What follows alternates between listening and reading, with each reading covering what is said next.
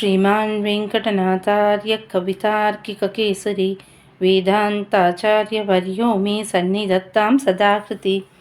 परागपद्धति श्लोकं 365. रत्या विहाररजसा परिदूसराङ्गीं रङ्गेश्वरस्य ललितेषु महोत्सवेषु प्रस्फोटयत्यवनतो मणिपादुके त्वां गौरीपति स्वयमिबाजिन पल्लवेन. பதபதார்த்தம். ஹே மணிபாத ரக்ஷே, வாராய் கல்லிழைத்த பாதுகையே. கௌரிபதிகி, சிவனானவர். ரங்கேஸ்வரஸ்ய, ஸ்ரீ ரங்கநாதனுடைய. லலிதேஷு, இன்பங்களாயிருக்கின்ற. மகோத்சவேஷு, பெரிய உற்சவங்களில். ரத்யா, வீதியில். விஹார, சஞ்சாரத்தினால் உண்டான. ரஜசா, தூளியினாலே. பரிதூசரங்கிம், அழுக்கு அடைந்திருக்கின்ற திருமேனியை உடைத்தாயிருக்கின்ற. துவாம், உன்னை. அவனதகா சன், வணங்கியவராய்க்கொண்டு. ஸ்வயம், தானே. இபாஜின பல்லவேன, தளிர் போன்ற யானையின் தோலாலே. பிரஸ்போட யதி, துடைக்கின்றார் அப்படின்னு சாய்க்கிறார். அதாவது இப்போது ஒரு ஸ்லோகத்தில் பிரம்மாவை பற்றி பார்த்தோம், போன ஸ்லோகத்தில் இந்திரர்கள், அந்த இந்திரன் உள்ளிட்ட தேவர்கள் பற்றி பார்த்தோம். இப்போ இந்த ஸ்லோகத்தில் சிவபெருமான் பற்றி ஒரு ஸ்லோகம் சாய்க்கிறார் நம் சுவாமி.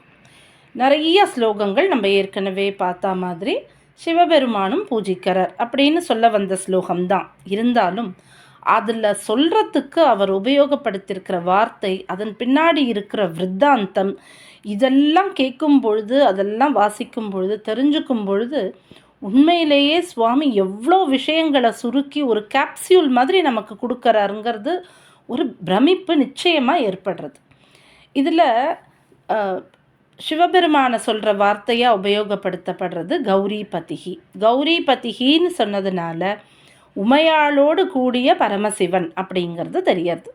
ஆக அவ ரெண்டு பேருமா சேவிக்கிறா, கௌரிபதியாக இருந்து சிவபெருமான் சேவிக்கிறார் அப்படிங்கிறது தெரியாது.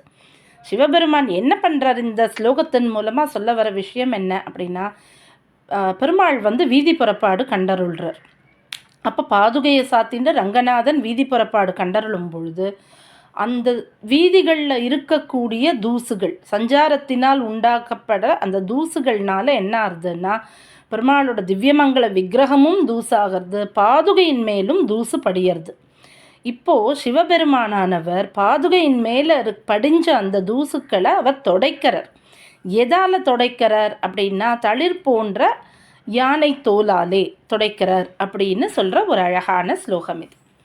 இதில் என்ன ஒரு முக்கியமான விஷயம், சுவாமி சொல்ல வர விஷயம் என்ன, எதுக்கு சிவபெருமானை சொல்லும் பொழுது கௌரிபதிகின்னு சொன்னார் அப்படின்னா, அவர் அர்த்தநாரீஸ்வரராக சேவிக்கிறார். அதாவது சிவபெருமான் அவருடைய பார்வதி ரெண்டு பேரும் சேவிக்கிறான்னு சொல்கிறதுனால பெருமாளோட அந்த அந்த ஸ்தானமானது நிர்தாரணம் பண்ணப்படுறது. இது ஸ்ரீமத் பாகவதத்தில் பாகவதம் எவ்வளவு வசதி அப்படின்னு சொல்லும் பொழுது ஒரு ஸ்லோகம் சொல்லுவாள். நிம்னகானாம் யதா கங்கா தேவானாம் அச்சுதோ யதா வைஷ்ணவானாம் யதா சம்புகு புராணானாம் இதம் ததா அப்படின்னு. எப்படி கங்கை அந்த வரக்கூடிய ஓடக்கூடிய அந்த நதிகளில் கங்கையானது எவ்வளவு வசதியோ, தேவானாம் அச்சுதோ யதா தேவர்களின் நாதன்னு சொல்லப்படுற அந்த தேவநாதன் அச்சுதன் ஒத்தரையுமே நழுவ விடாதவன் எப்படி வசதியோ, வைஷ்ணவர்களில் சம்புவானவர் சிவனானவர் எவ்வளவு வசதியோ அவ்வளவு வசதி இந்த புராணம், விஷ்ணு புராணம், அதாவது ஸ்ரீமத் பாகவதம்ங்கிறது அவ்வளவு வசதி அப்படின்னு சொல்லக்கூடிய ஒரு விஷயமா அந்த ஸ்லோகத்தை எடுப்பான். அதில் வைஷ்ணவானாம் யதா சம்புகு அப்படின்னு ஒரு லைன். அதாவது வைஷ்ணவர்களில் சிறந்தவர் யாருன்னா சிவபெருமான் தான். விஷ்ணு பக்தர்களில் சிறந்தவர் யார் அப்படின்னா அது சிவபெருமான் தான். அப்பேற்பட்ட சிவபெருமான் மட்டும் இல்லை, கௌரிபதியாக உமையாளோடு சேர்ந்த சிவபெருமானா இங்கே அவர் கைங்கரியம் பண்ணுறார். என்ன பண்ணுறார் அப்படின்னா, பாதுகையின் மேலே இருக்கக்கூடிய அந்த தூசுகள் எதனால் வந்தது, சஞ்சாரத்தினால் வீதி புறப்பாட்டினால் வந்த அந்த தூசுகளை அவர் தொடைக்கிறார்.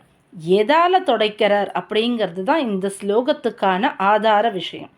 எதால் தொடைக்கிறார் அப்படின்னா இபாஜின பல்லவேன அப்படின்னு சாய்க்கிறார் நம் சுவாமி. அதாவது யானை தோலால் அவர் துடைக்கிறார். யானைத்தோல் அப்படிங்கிறது சிவபெருமானோட ஆடைகளில் ஒரு விஷயமாக சொல்லப்படுறது. அது சிவபெருமான் இந்த யானையை அந்த யானைத்தோலாலான அந்த ஆடையை தரிச்சுன்னு இருக்கார் அப்படின்னு சொல்ல வந்த வார்த்தை தான். சிவபெருமானோட புராணங்களில் நிறைய இடங்களில் அவள் எடுக்கிற அந்த வார்த்தை என்ன அப்படின்னா கஜசர்மாம்பரதாரா அப்படின்னு சொல்லுவாள். அதாவது கஜன் அந்த யானையின் தோலை ஆடையாக உடுத்தியவர். அதுதான் இங்கே நம் சுவாமி சாய்க்கிறார் இபாஜின பல்லவேனன். அந்த ஏன் அவர் யானை தோலால் துடைக்கிறார் அப்படின்னு பார்க்கும்பொழுது அந்த ஆடையானது அவருக்கு எப்படி வந்தது, சிவபெருமானுக்கு யானை தோலாலான ஆடை எப்படி வந்தது அப்படின்னா அதுக்கு ஒரு விருத்தாந்தம் சாய்க்கிறார். அதாவது என்ன அப்படின்னா, ஒரு கஜாசுரன் அப்படின்னு ஒரு யானை வடிவான அசுரன் ஒருத்தர் சிவபெருமானோட சண்டை போடுறார். அந்த யானையை ஜெயிச்சு சிவபெருமான் அந்த யானையோட தோலை எடுத்து தன்னுடைய ஆடையாக கட்டிக்கிறார் அப்படின்னு. அதில் என்ன ஒரு முக்கியமான விஷயம் அப்படின்னா, யானையின் தோல் அப்படின்னு சொல்லும் பொழுது அது யானையே பொதுவாக எப்படி மெட்டஃபார் பண்ணுறது, அதான் உருவகப்படுத்துகிறோம் அப்படின்னா ஒரு அகங்காரம், ஒரு கர்வம், ஒரு திமிரு, அந்த மாதிரியான ஒரு அசுரனாக அந்த கஜாசுரன் இருந்திருக்கு. ஏன்னா யானையோட தோல் அப்படிங்கிறது ரொம்ப கடினமான தோல். அது அது அது அந்த யானையோட தோலுங்கிறதே யானைக்கு ரொம்ப பெருமையான விஷயம். இப்போ நமக்கெல்லாம் எப்படி கைரேகைன்றது ஒருத்தருக்கும் ஒரு மாதிரி இருக்குமோ, அந்த யானையோட தோலில் இருக்கக்கூடிய அந்த வரிகளானது ரொம்ப பிரத்யேகமாக யுனிக்கான விஷயமாக ஒவ்வொரு யானைக்கும் இருக்கும். அதனால் யானைக்கு தன்னோட தோல் மேலே எப்போவுமே ஒரு பெருமை உண்டு. எவ்வளவு ஒரு போரில் கூட சாதாரண அம்புகள்லாம் அப்படி தொலைச்சிட முடியாது யானையோட தோலை, ஏன்னா அவ்வளவு திக்கானது. ஆக அந்த கஜாசுரனை சிவபெருமான் எதுக்கு ஜெயிச்சார் அப்படின்றதுக்கான அந்த ஒரு போர் நடந்ததுன்றத அதோட தாத்பரியம் என்ன அப்படின்னு பார்த்தோன்னா, அந்த அகங்காரம் மமகாரம் இருக்கக்கூடிய ஒரு யானையை அவர் அடக்கினார் அப்படின்னு சொல்கிறதன் மூலமாக சிவபெருமானுக்கு அந்த அகங்காரம் மமகாரம் கிடையாது. ஏன்னா அவர் அதை ஜெயித்தவர். அகங்காரம் மமகாரம் உருவான ஒரு கஜாசுரனாக இருந்தவனை ஜெயித்தவர்னு சொல்கிறதோட தாத்பரியம் என்ன அப்படின்னா, சிவபெருமானுக்கு அகங்காரம் மமகாரம் கிடையாது, அவர் அதை ஜெயித்தவர் அப்படின்னு சொல்கிறது தான். யார் அந்த சிவபெருமான் அப்படின்னா, வைஷ்ணவானாம் யதாசம்பு, வைஷ்ணவர்களில் சிறந்த ஒரு சிறந்த வைஷ்ணவர் யாருன்னா அது சிவபெருமான்னு சொல்கிறோம். ஏன் அப்படின்னா அவர் அகங்காரம் மமகாரத்தை வென்றவர் அவர். அதனால தான் அவர் வைஷ்ணவர்களில் சிறந்தவராக இருக்க முடியுது. விஷ்ணு பக்தர்களில் யார் தன்னுடைய அந்த அகங்காரத்தை ஜெயிக்கிறாளோ அவளால் தான் விஷ்ணு பக்தர்களாக இருக்க முடியும் அப்படிங்கிறதோட அந்த அடையாளம் தான் அந்த யானையின் தோலால் அவர் துடைக்கிறார்னு சொல்ல வர்றது. ஏன்னா யானையின் தோலுங்கிறது இந்த இடத்துல அகங்காரம் மமகாரத்தின் வெளிப்பாடு, அதை அடக்கியவர் சிவபெருமான். அதனால் அவர் பாதுகைக்கு இங்கே ஒரு கைங்கரியம் பண்ணுறார். ஏன் அப்படின்னா இந்த குணமானது எப்போ கிடைக்கும், நமக்கும் எப்போ கிடைக்கும்னா பாதுகையை சேவிக்கிறதன் மூலமாக தான் கிடைக்கும். ஆக இந்த குணத்தை உடைய சிவபெருமான், அதாவது அகங்காரம் மமகாரத்தை வென்ற சிவபெருமான் இப்போ பாதுகைக்கு கைங்கரியம் பண்ணுறார், அந்த தூசுகளை துடைக்கிறார். எதால்? அந்த யானையோட தோலாலேயே. அதை வெறும் துடைப்பானாக, அதாவது துடைக்கிறதுக்கு தான்.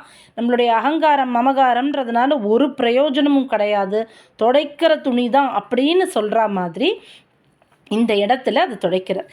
இதில் யானை தோலாலேன்னு சொல்லும்போது தளிர் போன்ற யானை தோலாலே நம்மாண்டவன் வியாக்கியானம். அதுக்கு வியாக்கியார்த்தாக்கள், அதாவது உத்தமூர் சுவாமி எல்லாம் மற்ற வியாக்கியார்த்தாக்கள்லாம் எப்படி எடுத்திருக்கான்னா அதை எப்படி புரிஞ்சுக்கணும்.